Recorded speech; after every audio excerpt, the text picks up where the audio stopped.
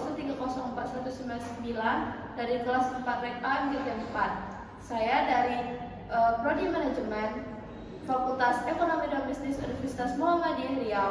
Di sini saya akan membuat video tentang pemaparan materi untuk tugas UAS Teknologi Bisnis Digital dari pertemuan 9 dan 15. Selamat menyaksikan.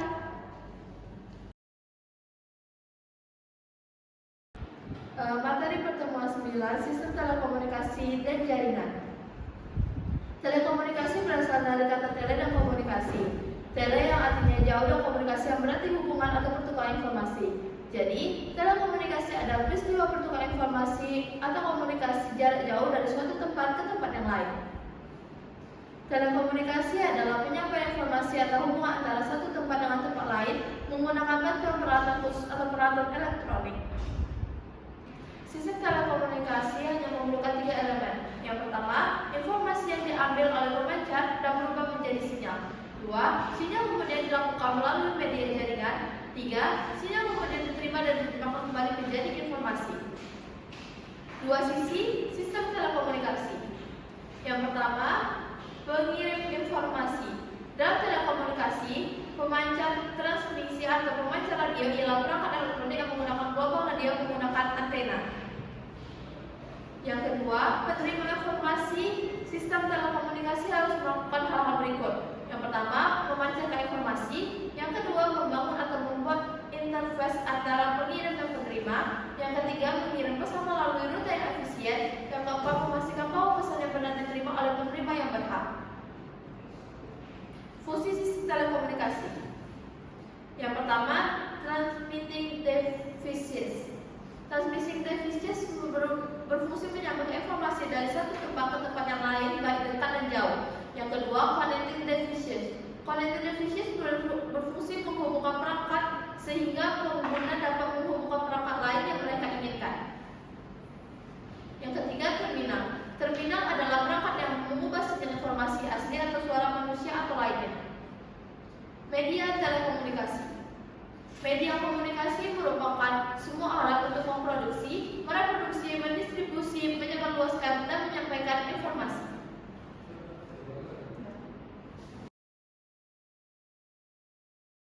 Pertemuan 10 dengan materi internet, intranet, dan extranet.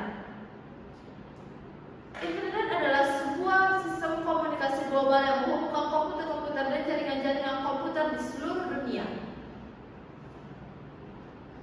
Internet adalah sebuah jaringan internal perusahaan yang dibangun menggunakan teknologi internet.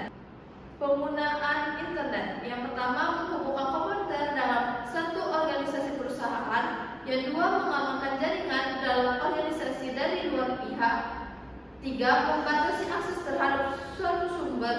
Yang keempat, menghubungkan sumber dalam suatu jaringan agar bisa digunakan bersama. Extranet.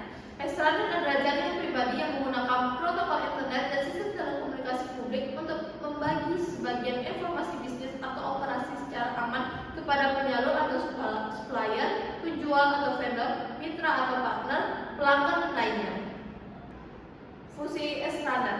Fungsi extranet utama extranet adalah mempermudah pertukaran data dalam skala besar dari satu perusahaan ke perusahaan lainnya.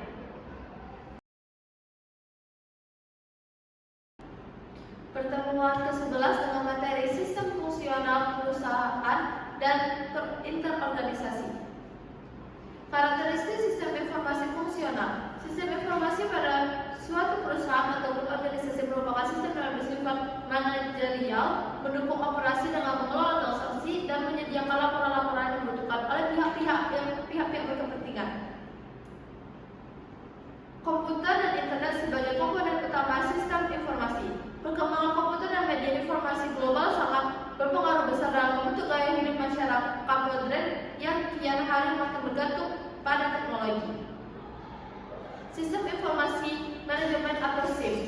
Perusahaan yang memanfaatkan sumber daya informasi dapat memperoleh keunggulan yang signifikan jika dibandingkan dengan perusahaan yang tidak. Sistem pemrosesan transaksi. Sistem pemrosesan transaksi atau yang biasa disingkat menjadi TPS atau Transaction Processing System merupakan bagian dari sebuah sistem informasi yang menjalankan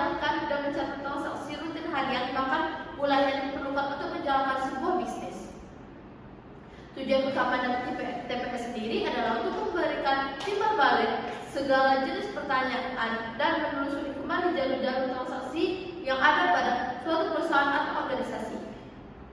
Sistem penjualan dan pemasaran. Konsep penjualan yaitu sebuah konsep yang memfokuskan atau lebih dominan ke bidang penjualan. Konsep pemasaran merupakan sebuah konsep yang mengutamakan kebutuhan pelanggan. Dengan demikian, konsep pemasaran ini berfokus pada acara pikir bagaimana memberikan produk yang dapat memuaskan pelanggan.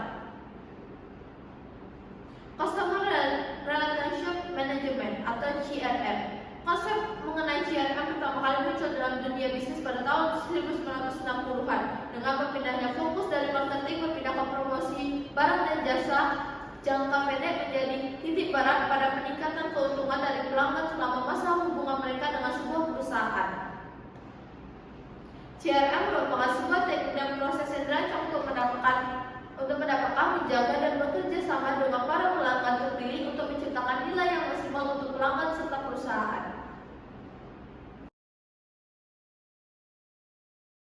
Materi pertemuan 12 dengan judul e-commerce.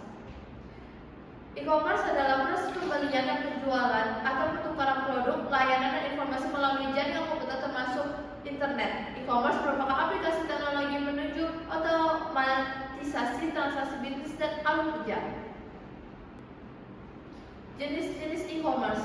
Yang pertama, business to business atau B2B, yang kedua business to customer atau B2C, yang ketiga customer to customer atau C2C, yang keempat customer to business atau C2B, yang kelima business to administration atau B2A, yang keenam customer to administration atau C2A, yang ketujuh online to offline atau O2O. Keuntungan e-commerce. Keuntungan e-commerce adalah e-commerce menghilangkan kebutuhan untuk toko fisik dan memungkinkan bisnis untuk memperluas basis pelanggan mereka. Selain menghilangkan kemungkinan antrian panjang, situs e-commerce menawarkan keuntungan besar bagi pembeli dan toko yang tidak berlokasi di daerah perkotaan besar. Penelitian pasar, periklanan dan layanan terhadap pelanggan. Penelitian pasar. Penelitian pasar atau riset pasar adalah proses sistematis untuk mengumpulkan, menganalisis, dan menampilkan informasi. Jenis riset pasar. Yang pertama brand research, yang kedua campaign effectiveness, yang ketiga competitive analysis, yang keempat customer insight, yang kelima customer satisfaction research, yang keenam customer segmentation research, yang ketujuh product development, yang kedelapan usability testing. Perikanan. Perikanan adalah sarana komunikasi dalam penggunaan produk atau jasa. Iklan adalah pesan yang dibayar oleh orang yang mengirimnya dan dimaksudkan untuk memberitahu atau mempengaruhi orang yang menerimanya.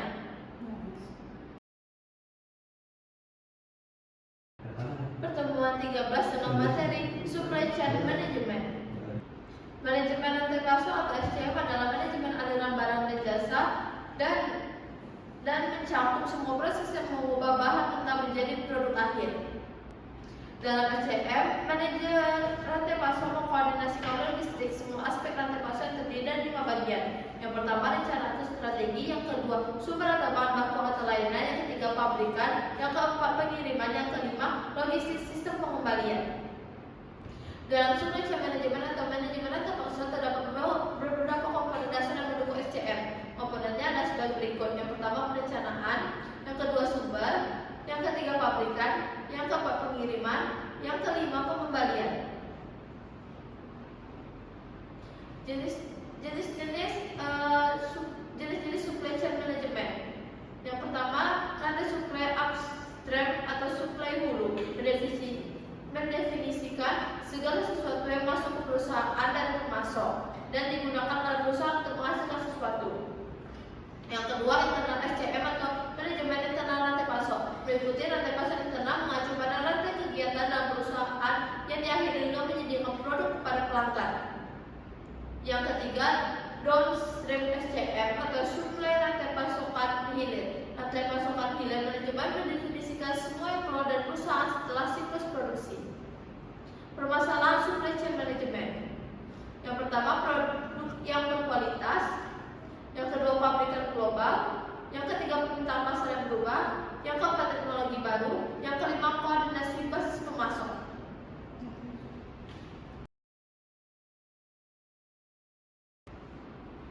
Pertemuan 14 dengan materi intelligent system.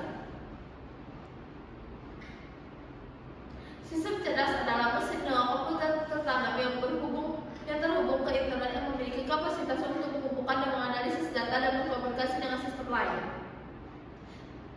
Jenis artificial intelligence. Yang pertama mesin reaktif, yang kedua memori terbatas, yang ketiga teori pikiran, yang keempat kesadaran diri. Yang kedua, expert system adalah pendahulu dari kecerdasan buatan saat ini, pembelajaran mendalam, dan sistem pembelajaran mesin. Keuntungan dari expert system: yang pertama, memberikan solusi yang konsisten, yang kedua, memberikan penjelasan yang masuk akal, yang ketiga, atasi keterbatasan manusia, yang keempat, mudah beradaptasi dengan kondisi baru. Kekurangannya adalah yang pertama, kurang akal sehat, yang kedua, biaya implementasi dan pemeliharaannya tinggi, yang ketiga, kesulitan dalam membuat aturan inferensi, yang keempat, dapat memberikan solusi yang salah.